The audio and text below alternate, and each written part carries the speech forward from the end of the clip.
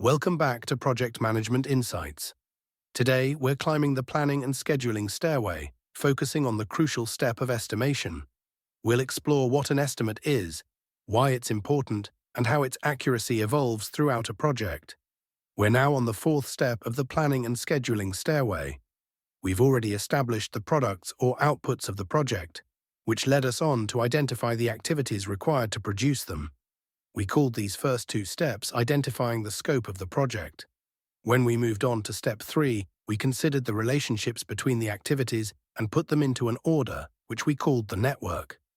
Now let's talk about estimation. An estimate is essentially a guess, albeit an educated one. It's important to differentiate it from a quotation.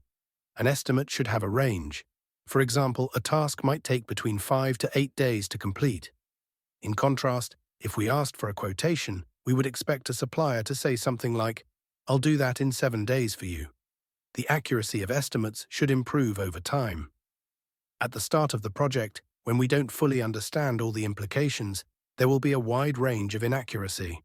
However, as we understand more about the project and its requirements, discuss it with a range of experts, and start to do the work, we would expect the range of inaccuracy to reduce. We call this the estimating funnel, which is formally defined as a representation of the increasing levels of estimating accuracy that can be achieved through the phases of the life cycle. And an estimate is formally defined as a forecast of the probable time or cost of completing work. Host. Okay, now that we've defined the estimate, let's move on to discuss the main approaches to estimating, which we'll cover in our next episode. That's all for today's episode. Be sure to subscribe for more insights into the world of project management. Until next time, keep your projects governed and on track.